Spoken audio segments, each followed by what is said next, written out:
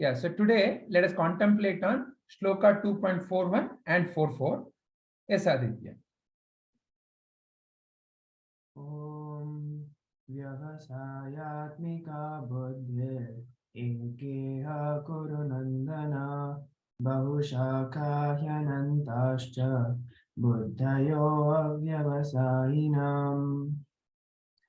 The word-to-word meaning: Vyavasayatmika, meaning resolute, Buddhi, intellect, Eka, single, Iha, on this path, Kurunandana, descendants of the Kurus, Bahushaka, many branched, He, indeed, Antaha, in endless, Cha, Anantaha. Anantaha, endless, Cha, also, Buddhaya, intellect, Avyavasayanam, of the irresolute. The meaning of this is, O descendant of the Kurus, the intellect of those who are on this path is resolute, and their aim is one-pointed. But the intellect of those who are irresolute is many-branched. So what I understood from this is, when a person has one aim, they are they can be determined and they know what they want, and they can work towards it with proper necessities and requirements. Whereas, let's say you have many goals and you're not clearly determined towards one particular direction, that time you can't you don't work towards any of the goals properly. You work like halfway through for all of them, and it's like it's not a fully done job. Okay, so now one question I have, and this is a, remember, this is a forum where, once when somebody presents, any one of you can and should raise questions, and it is through this question and answer that we help each other. The questions are not to put you down. The questions are to help you think further. So now, Aditya, you're saying that a person has to have a clear goal, then only they can achieve it. Yeah. But is it even possible? So, for example, you have so many different things to be taken care of in your day-to-day life. So you have to brush your teeth, you have to take a bath. That's a different aim. But you have to also go to school. You have to also come to Bhagavad Gita class. That seems like a different aim. Then you also have to go to play. You have to so many different kinds of things are happening. So is it even a practical suggestion that Krishna is giving? Yeah, it is, because he's not saying you shouldn't do any of them. He's telling you should take them one by one. Let's say I have to go to school and I have to brush my teeth. I can't brush my teeth going to school. That's impractical, right? So doing one them, you have to, even if it's like a short goal, you should complete it and then go to the next step. You shouldn't multitask like what I said, basically. Okay. So then the other question I have for you is, here Krishna is saying intellect of those who are on this path. Which path is Krishna referring to here? The path towards the higher truth, the real understanding of who I am. So on the path of self-realization is what you're saying. Certainly. So why is he saying that those who are on this path is resolute, but the intellect of those who are irresolute is many branched? Is he saying that only when people are aiming on the self to realize the self, only then they're resolute? You can be resolute, but then when you're on the path of self-realization, that's when you're really resolute. Uncle, we aren't able to hear him. Come forward or speak up. Speak loudly. You can be you can have a resolution either way, but when you're on the path of self-realization, that's when your resolution works towards the right direction and brings a better change in you. What does it even mean? What does it even mean to focus on self-realization? Yes, Namit, go ahead. Then what is resolute? Okay, who wants to give a definition of the word resolute? Resolute is like a decision or like a goal. Okay, yeah, Anita, Aditi. Uncle, I think it's to be focused on something so you don't waver from it. Okay, yeah, Anita, you have a different definition. Yes, uncle, something that you're firm about. Something you're firm about. What does Manya say? Yeah, it's almost like what both of them said. It's like more of determination. Like, if you want to do this, like you will do it no matter what. It's like you have that resolute thing. You don't want to change, and you want to do the same thing. It's the determination. It's a sense of determination. Okay. Yeah. So now, is that clear to Namit? Yes, sir. Okay. Yeah, so the question I'm raising, and I'm asking Aditya, also any one of you also can volunteer to provide your view. What does Krishna mean when he says, those who are on this path? And Aditya said, this path refers to self-realization. So how come, self-realization, he's saying it is resolute. Those who are on this path is resolute, and their aim is one-pointed. What does Krishna even mean by that? Sir, Yeah. those who have self-knowledge, they will have a determination in whatever they do. So that's what self-knowledge basically means. It only doesn't mean about who am I, but also means about determination. So those who are on the self-knowledge part, they focus on whatever they do. Okay. So what you are saying is those who have self-knowledge, they have a determination. But here, it is as if they are on the path. But you are talking about someone who has self-knowledge. You may No, be, when they're on this path, when they are on their journey to self-knowledge, then only all these topics come. okay. So what is Aditya's view? Yeah, I already told. So I think like when you can be resolute either way, but when you're resolute on the path of self-realization, it's a resolution towards the right direction. Yeah, speak up so that everybody can hear and participate. So what does it even mean when you say self-realization? What do you mean by that? What does it mean to you? To me, it means that really understanding that you are not the body and like you're not the mind, and like not only understanding but also acting on it, like applying it in everyday life. Okay, so that's what you call as self-realization. Yeah.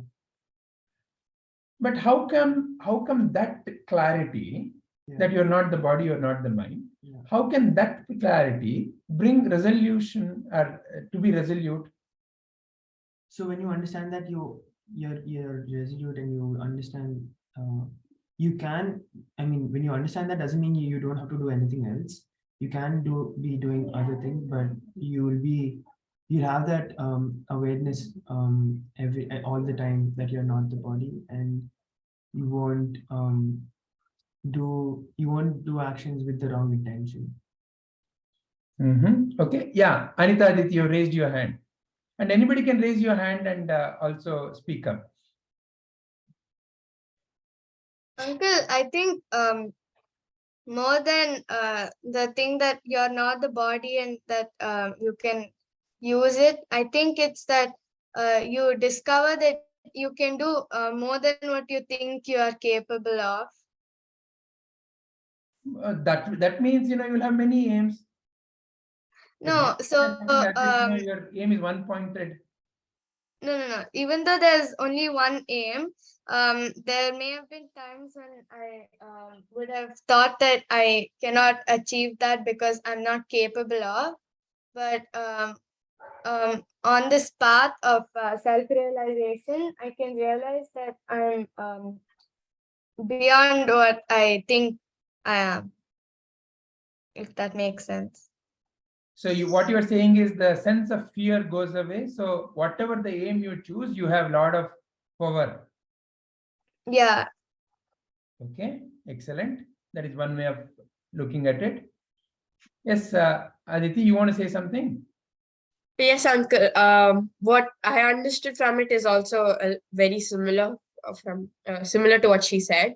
I think self-realization is mainly of bringing out your inner potential. So by understanding that you are not the body and the mind, you can realize what all you're capable of, and therefore when you have a certain aim, you won't waver from it. Like you won't get any distractions. You won't question yourself and think that it is not possible. So your aim is very firm, therefore it's resolute, and uh, you'll make sure to keep going until you reach. Okay, excellent. Very nice. What about Manya? What does Manya think about this? What I'm assuming is if anyone has heard the word self-realization, then he surely must have heard the name of Krishna, and he might know the potential of Krishna, his powers and his strength. So in self-realization, when we are asking this question, the word itself is self, which means me or I, and realization is to realize who or to get to know better about me or I. So when the true essence of self-realization is like when you question yourself, who am I, and am I this body, am I this mind? So that's the very fundamental or the very basic part of this. But then as you gradually go deeper into it and you realize better, that's when you come to know that you are nothing, nor you nor anybody else in this world, nor any other object, nor any other substance, or anything, any atom. Everything is just one thing, and that is Krishna. And you have the same potential as Krishna. So I think self-realization is more being conscious that you are Krishna and you have all the capabilities and potentials, and you are as powerful as Krishna is. Excellent. But then, when you become aware of that, the world is so many expressions. It's multifaceted. There seems to be so many things happening. How can that bring one-pointedness? The definition that you just now gave means as if there are multiple expressions, whereas here Krishna is talking about one-pointedness. It's like if you want to be self-realized, then I think your main goal is Krishna, and then to reach Krishna you want to you do whatever you helps you go to Krishna. And when you reach Krishna, you ultimately realize that Krishna was nowhere far away from you or somewhere above, but he was actually inside you and in everything around you. So what you are saying is the path of this self-realization, which is who am I? And in that, when the question is deep, there is no wavering. The question takes hold of you, and you go behind that question to gain the clarity. Is that what you are seeing? Yes.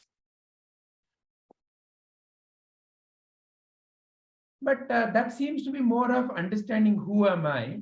But the answer that Aditi gave is more of success in the outer world.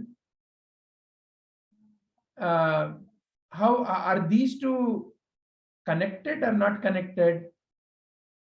In a way, yes, but when we look at it superficially, then it's kind of not really. But in this particular shloka, Krishna hasn't mentioned any goal. He hasn't told us that this is the goal and you should be focused on this.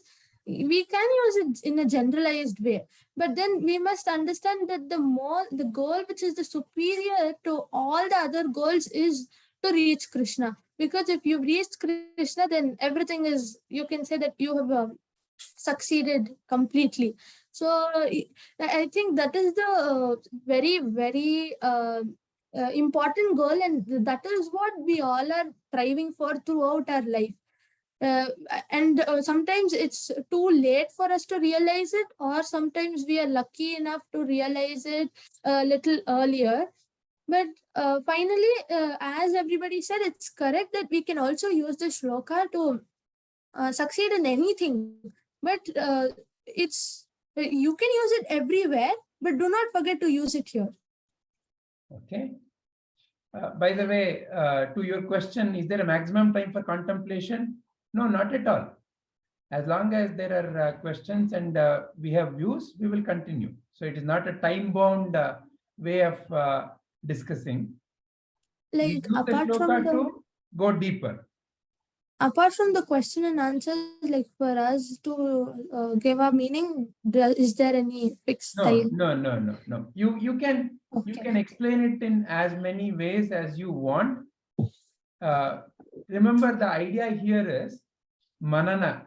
Manana means it has to become a deeper inner quality. It has to transform into a quality within you. And how does it happen? Only when you see it from multiple angles, speak about it, bring it in your own ways. Yeah, so no restrictions.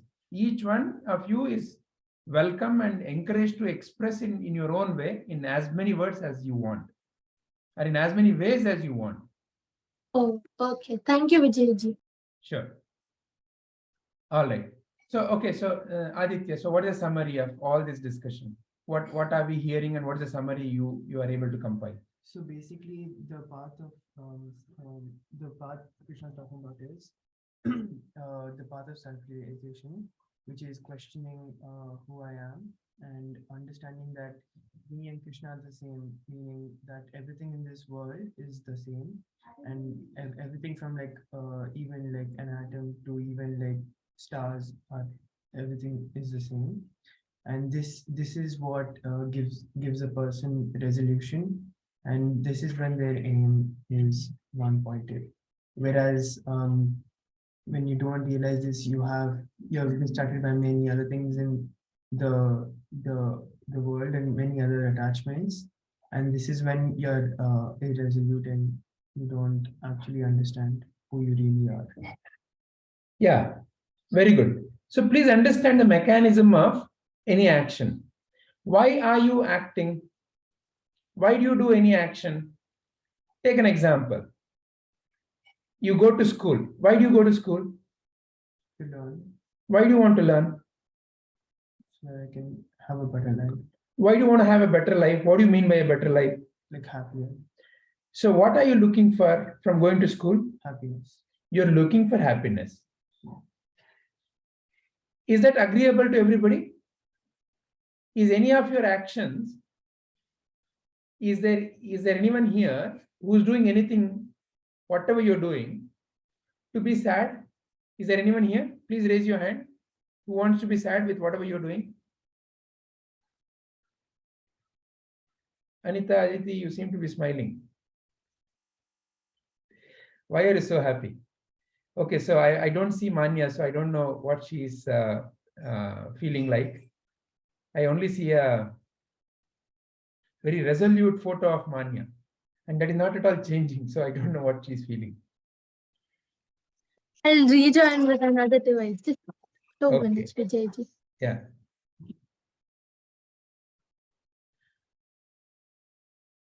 Okay, but let's continue until Manya joins. So, is this statement agreeable to all of you? Do you all agree with this statement? That whatever you're doing, what are you fundamentally seeking from what you're doing? Happiness. Yeah. Okay. Now, isn't it important that you realize what is the source of happiness? There you go. Now we can see a moving, talking Manya. Till now we were seeing a resolute Manya. Good. Manya, so just to reaffirm the question. Is there anyone here who wants to do anything and become sad?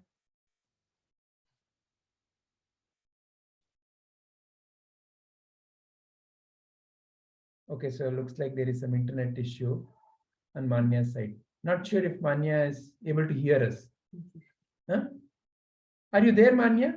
Yes, Vijay, I'm there. Ah, okay, all right. Actually, my mom was using the mixie grinder, so there's a lot of background. Okay, okay, no issues, no issues. Yeah. So all our activities are to be happy, isn't it? That is what we're seeking from that activity, isn't it? So now, isn't it important that you know the source of happiness? Because once when you become aware of the source of happiness, then you found the the treasure itself, isn't it? So that is what Krishna is talking by on this path.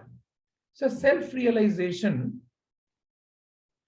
essentially, it is about how is your life now? How is your life now? At this very moment.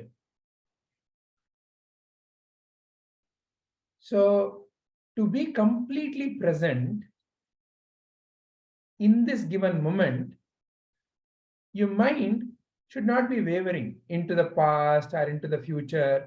Of course, when you are in this moment, when you're planning for the future, you have to look into the future. But you are in the moment and you are planning for the future. It is a conscious activity, not an unconscious, oh, it's just wandering. When does it wander? When there is no clarity of purpose. You're sitting here, body, but if the mind is running everywhere, why does it happen so? Because whatever is happening here is not important. So therefore the mind has wandered. So that is the mind of a irresolute person. And why that happens? Because there is no clarity about why am I doing what I am doing now? What is the purpose of all these? So therefore, you should look at what is the fundamental question in whatever you're doing. What are you seeking? And seek the highest in whatever you are seeking. That is by itself going to give you the right direction. So this can be, like all of you said, applied to both inner realization about who I am, to as well as to the outward success. In life also, there is something that you all want to accomplish. In what you want to accomplish, seek the highest without a tension or worry or anxiety or fear of losing or winning, but seek the highest. That way you can bring out the maximum potential from within you. So this shloka, like you all said, can be both for your inner discovery of your true nature as well as an outward expression of your true nature.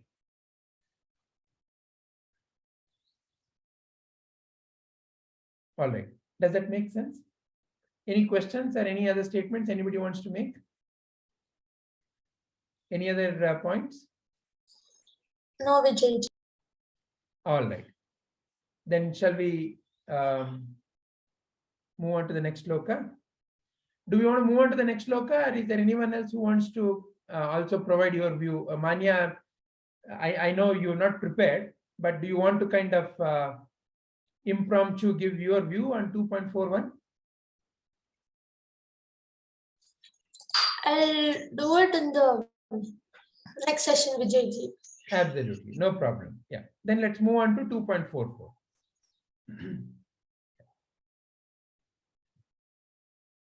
Om bhogaisvaryaprasaktanam daya chetasam vyavasayatmika buddhi samadhau na vidhiyate bhoga, gratification, aishwarya, luxury, prasaktanam, whose minds are deeply attached, taya, by that, apahrita chetasam, bewildered in intellect, vyavasayatmika, resolute, buddhi, intellect, samadhav, fulfillment, na, never, vidhiyate, Vidhiyate means?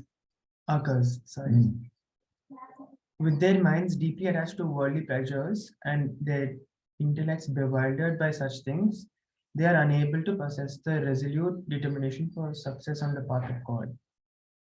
So, I feel it's similar to the previous shloka where it says when there are too many distractions and attachments in the world, you don't go to the right path, and you're not able to achieve self-realization. So I found an example for this. Let's say I'm driving from here to my friend's house or something, and on the way I'm distracted by my phone, by my food, and such things. On the way I'd obviously end up having an accident or something, and this would just stop me from going to my destination, which is my friend's house. So this is like a metaphor. The distractions can be in many things in the world, and the accidents can be the results of those distractions. And the friend's house, the destination, is self-realization. Excellent. Any question by anybody to what Aditya shared?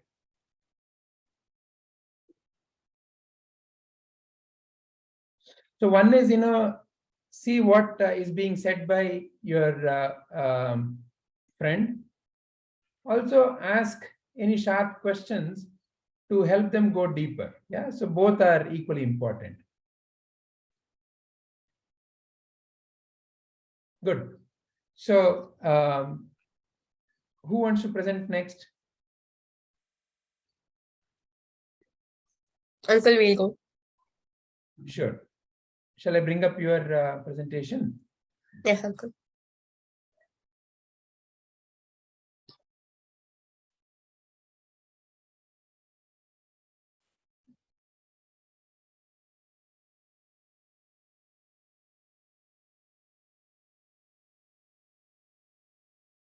Yeah.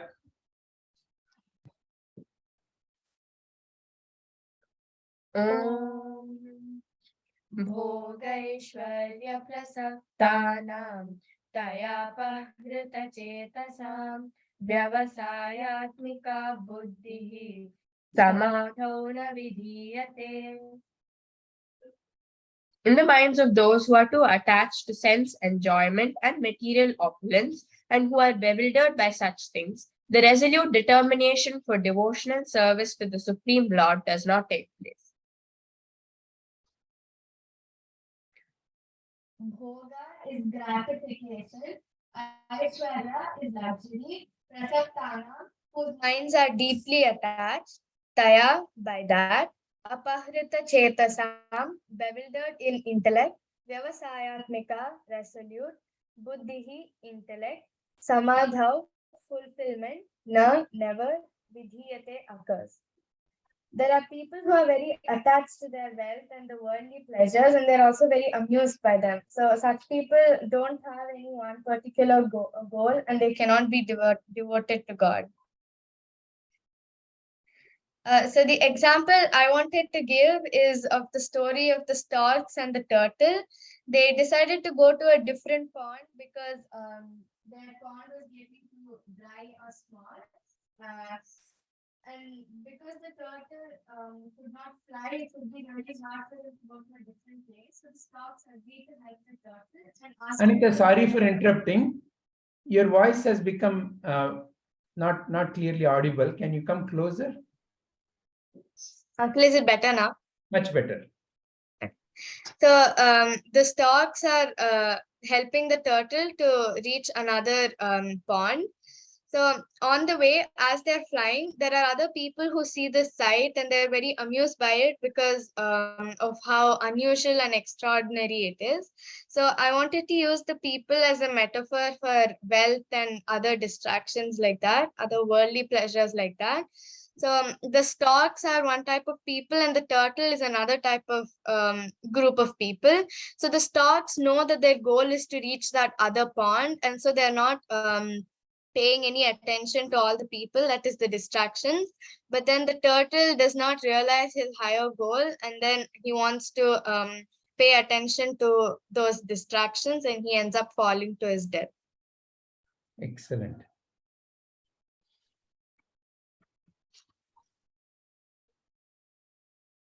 So my example is from this series that I watched.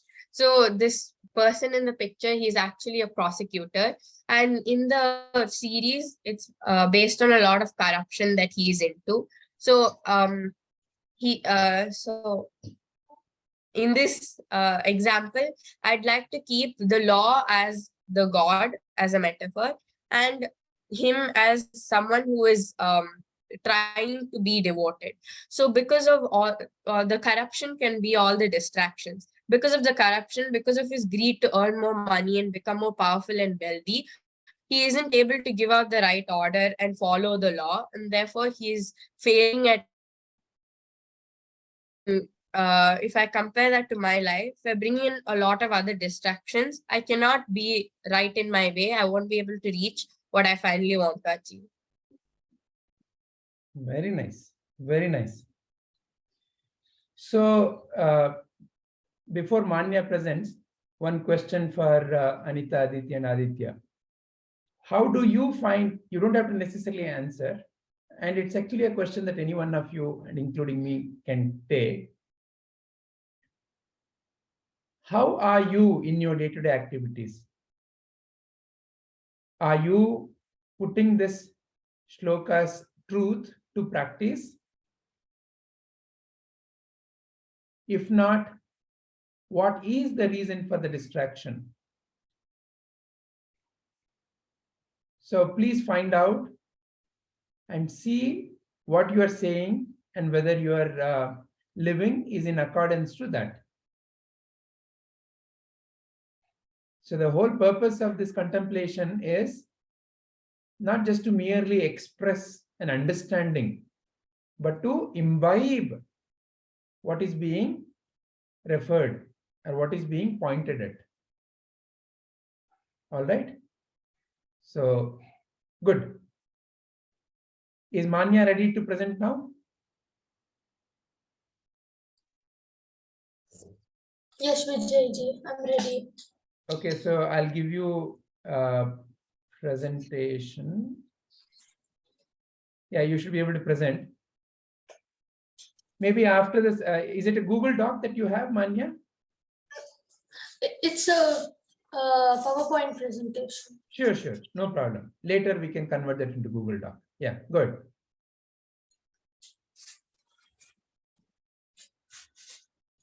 Is it visible? Yes, Okay. Shall I start? please. Hari Om everybody. I'm going to explain and contemplate shloka number 2.44.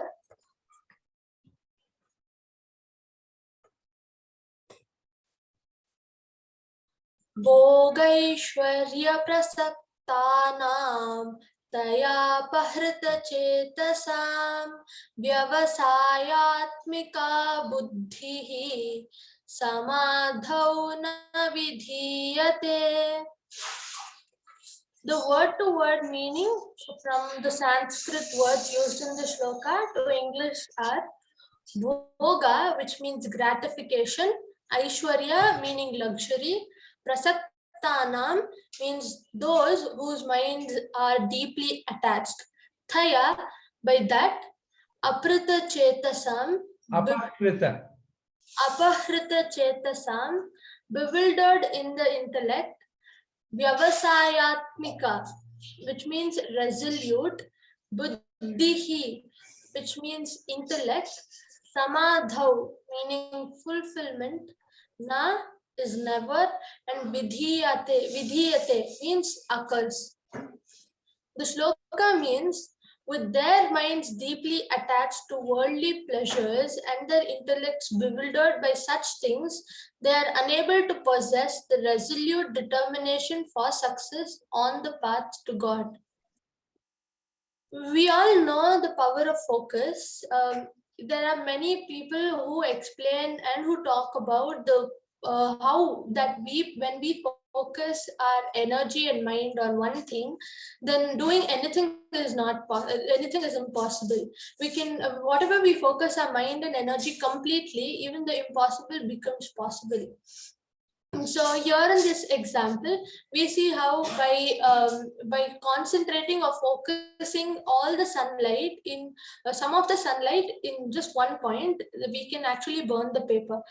And we also know that water vapor is scattered in our atmosphere everywhere. We find it.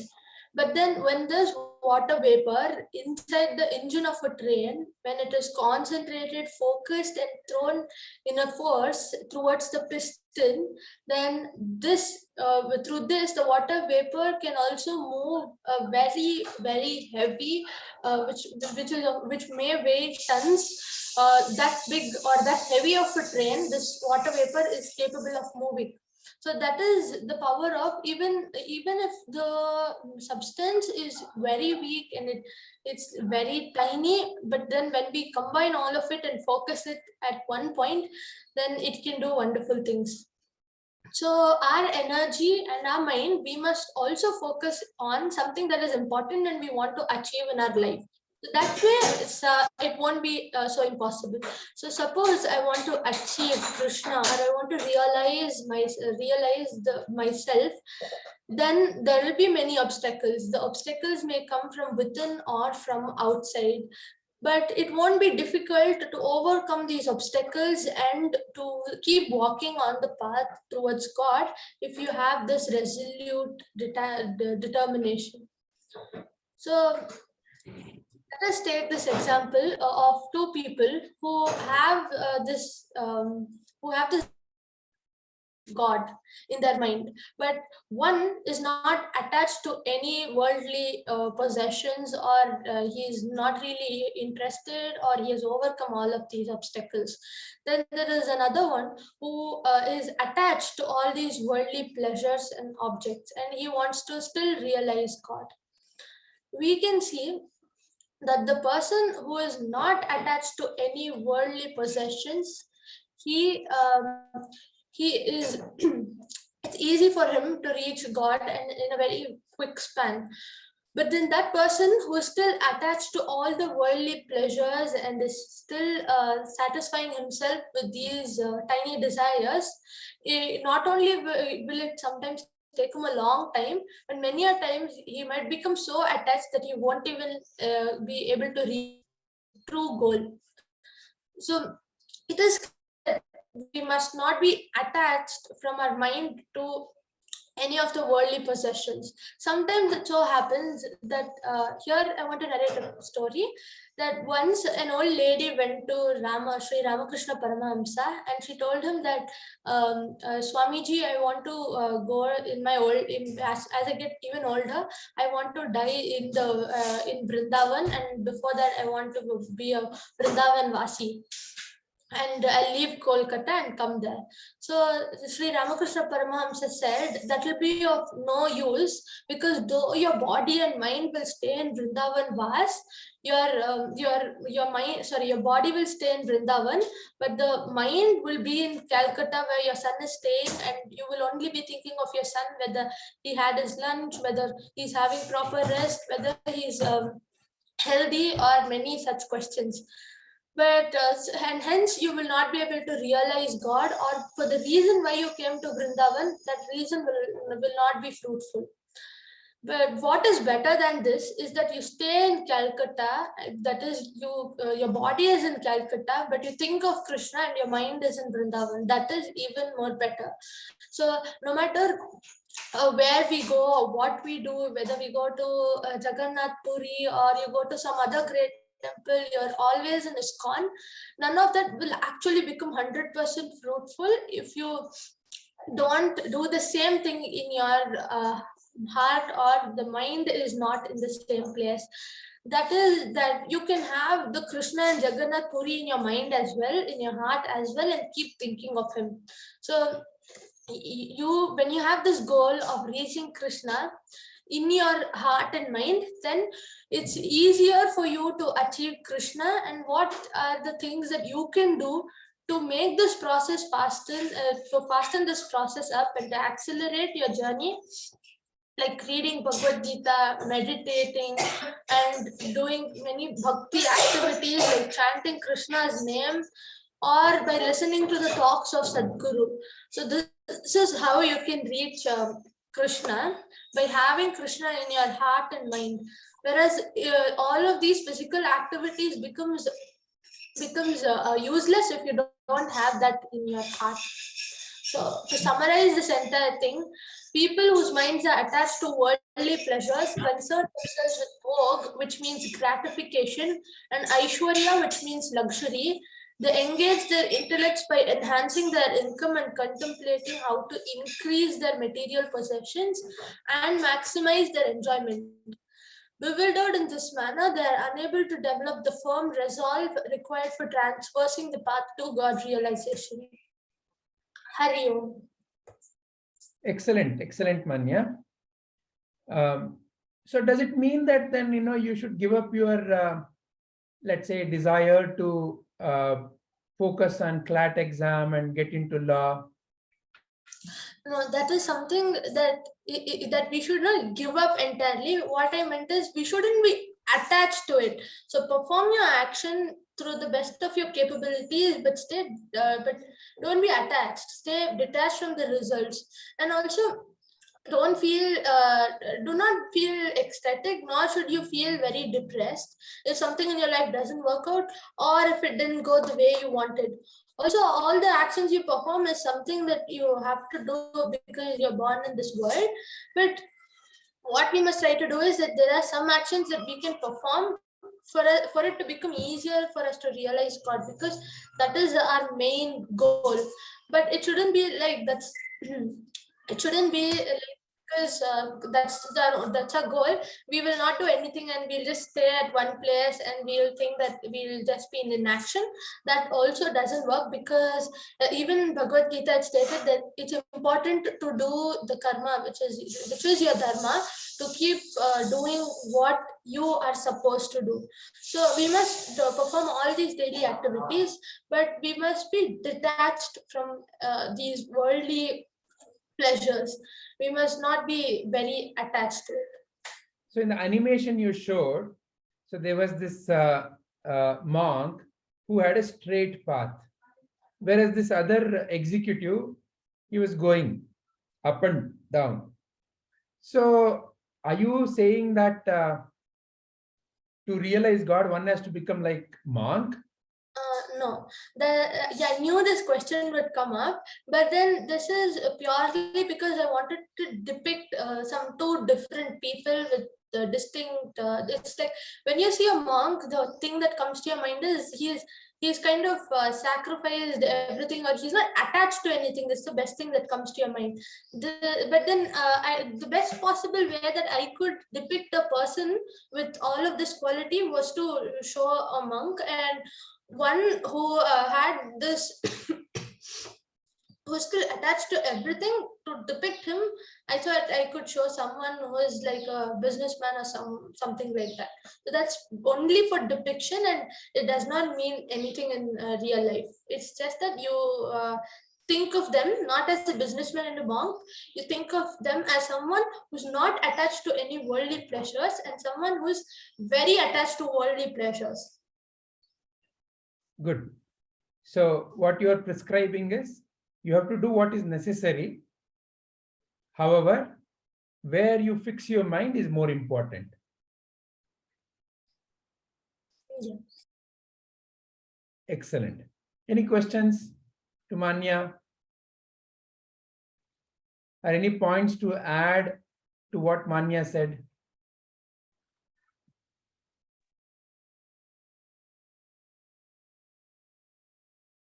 All right. If there are no more questions, then we will end the contemplation on Shloka 2.44 today.